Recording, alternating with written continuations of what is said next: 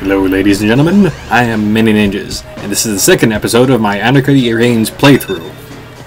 Now, from where I was leaving off last time, which admittedly has been quite a bit back in time, we were still in the Alhambra area, and we are now going to the next set of free missions as well as at least one regular story mission.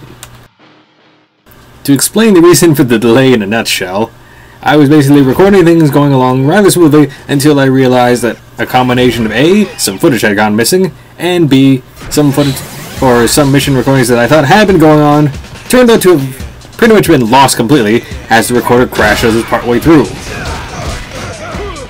For this particular free mission, it really starts once you dispatch the first 3 kill seekers of the game. You do this little vignette where the barbot kind of just pantomimes that he wants to be returned to the general bar and that they were picking on him.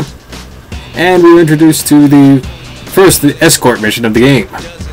Now what the game really wants you to do is just kind of move around behind the barbot and let him lead you in the general pathway to where the next batch of enemies will be. But you can actually just kind of run along ahead if you happen to get a general idea of where the major checkpoints are and meet the enemies kind of head on and a little surprise there. So they wouldn't even have a chance to touch the barbot. Well, for the most part. Fortunately, if all things don't exactly go perfectly to plan, the barbot actually has a rather large health bar, which will allow him to take quite a bit of punishment before you will actually lose the mission. You are more likely to lose this mission, I'd say, from accidentally dying yourself, because you only have the one try to work with, rather than the barbot being destroyed. Don't forget, although you can run up and meet the executioner head-on and take care of him in a fairly easy fashion, shortly afterwards there will actually be a couple of regular kill seekers that, as should be popping up any moment, there we go, will actually pop up right around the barbot himself in order to start attacking him fairly shortly. And if you're being careless, he will actually lose quite a bit of health if you don't run over and help him. With that batch of 5 or so enemies taken care of, you move on to the next part of the stage.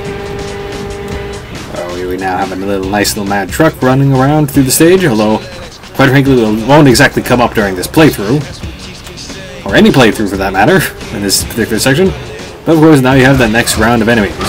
Mostly a bunch of kind of cyborg foes, which you can easily dispatch with a few punches. But once again, like the previous area, unless you're paying attention, there'll be a few kill seekers that'll just jump around the barbot himself, which you need to go back and dispose of. So it begs a very good question though. You have all these cyborgs and, well, mutant cyborgs, and the kill seekers just kind of chasing around. I'm not sure what set me on fire there. Anyway, you have all these people chasing around the barbot. What did the barbot do to piss off all these people at once? Has he been watering down the drinks or something like that? Because then it might make a little sense. As a side note, as I'm about to accidentally demonstrate, if you have really lousy aim and accidentally either throw something into the barbot or end up accidentally attacking too close to him, you end up damaging him yourself as well. Alright, with that last round of enemies out of the way, let's move to the real boss of this particular mission, aka an actual mutant. Why they're just kind of hanging out there? Who knows? This is a very strange world. And once again, going back to the barbot, there are a lot of really interesting questions to ask here. Like for one, just what the hell did this single barbot do to piss off all the residents that have been kind of occupying this particular mission? Yeah, sure, I understand with all the chemical exposure and just general mess of the area. Okay, fine, you're going to have some interesting, deranged people. But really, what are the odds that you're going to be running around an entire area with at least like a dozen or 2 different people that want to just take apart this one barbot? This one barbot which is apparently very, very hard to break and destroy. Really, what are the odds of that? And as you can tell, once you get rid of that last little line of enemies, as well as the mutants, your mission is successfully accomplished. The barbot has been returned safely, he gives you a courteous bow, and now if you please, ladies and gentlemen, thank you, mission accomplished. In terms of the score, because my vitality was... Oh, actually, despite the fact my vitality was actually pretty lousy, the score and the time bonus was still fairly quick enough in order to get at least a gold here. After completing a few free missions and the main mission, you go to the next main mission, Target Sighted.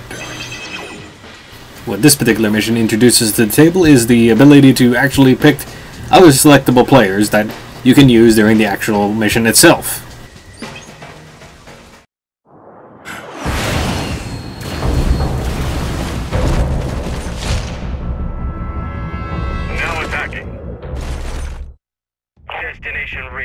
Target sighted.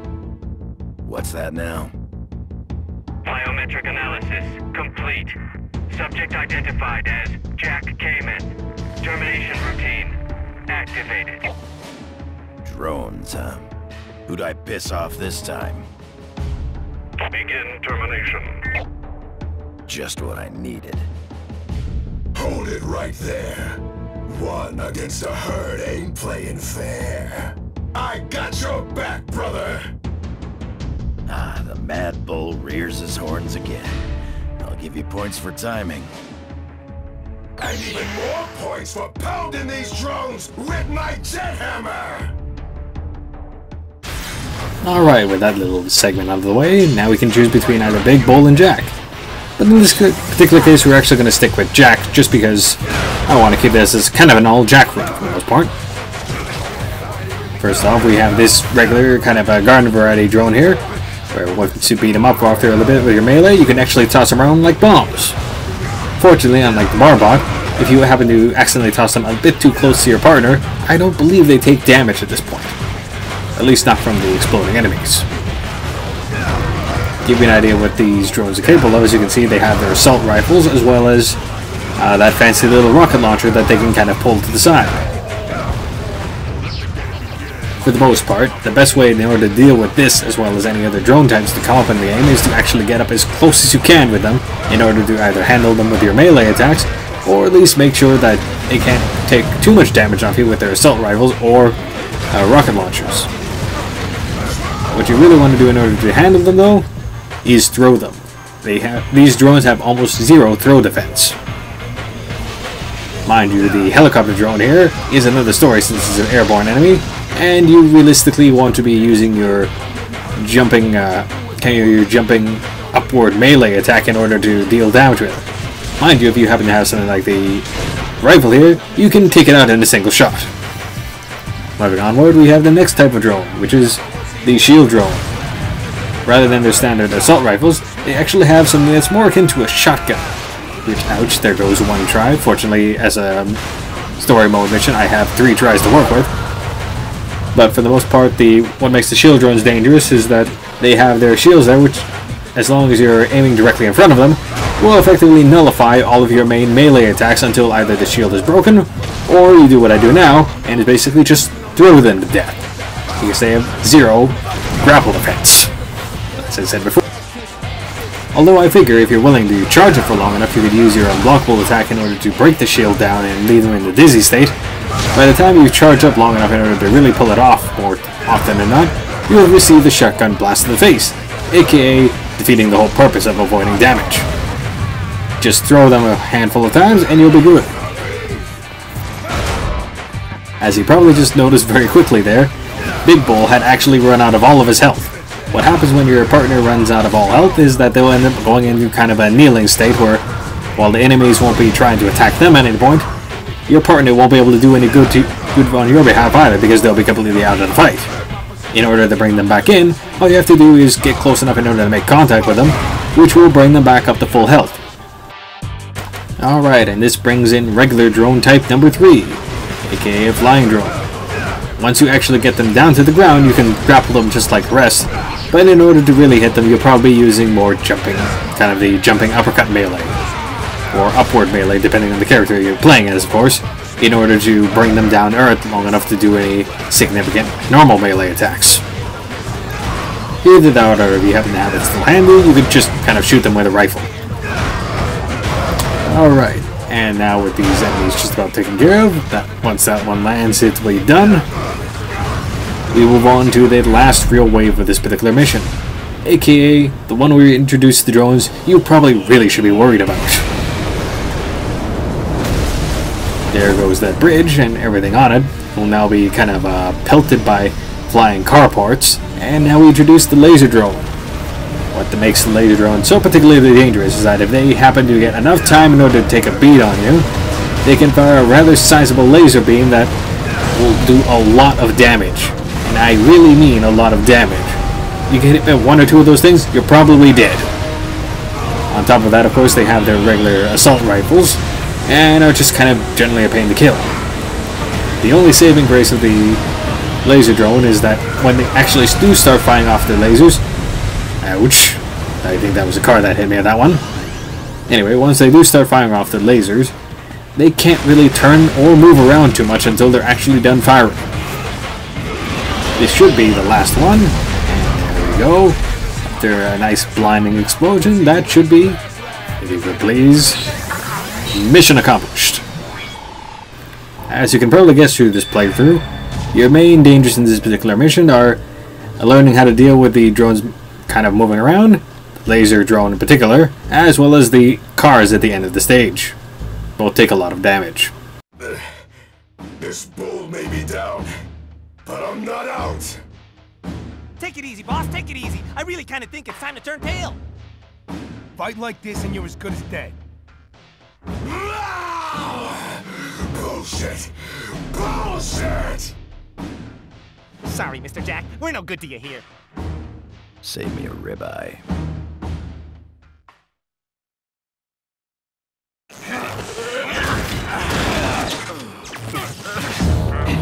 I believe that ends Big Bull for at least the next little bit of the game, as we move on to the next and last free mission for Alhambra area, Gunfight.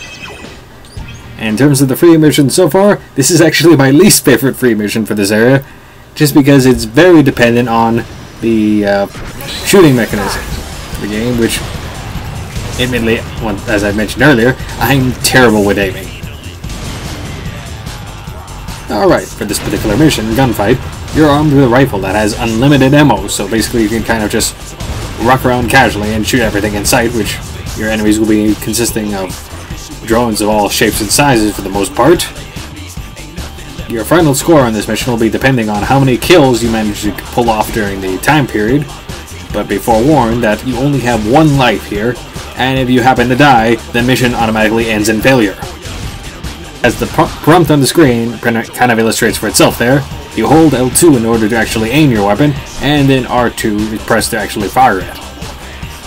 What isn't mentioned here is that you can actually walk around while you're aiming the weapon, which is a good way to at least slowly strafe out a way of your enemies, which will be aiming for you during the whole time as well.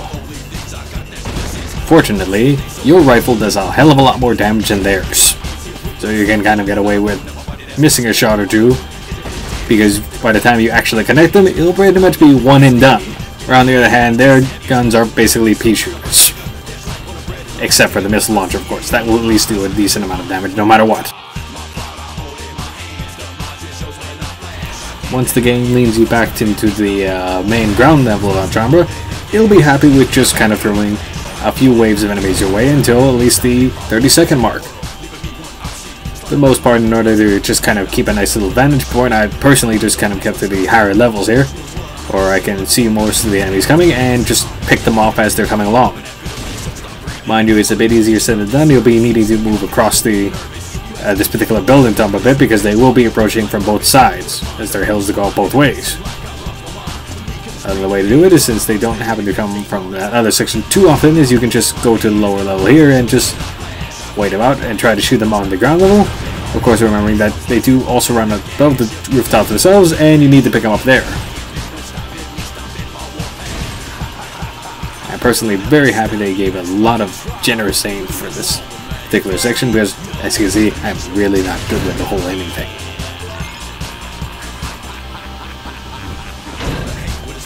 Wrong button press there. Alright, let's proceed to the rest of the mission.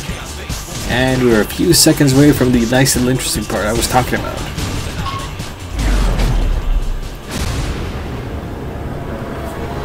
At the 30-second mark, this is where the mission starts getting interesting.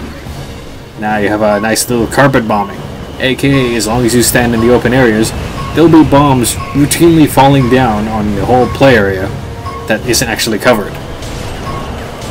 I've actually lost the mission due to the carpet bombing that was going on there, so I would personally suggest, unless you happen to be feeling really fancy or happen to have a lot of health left, make your way into one of the few covered areas, such as the subway here, in order to just avoid the whole bombing whatsoever and let the enemies come to you.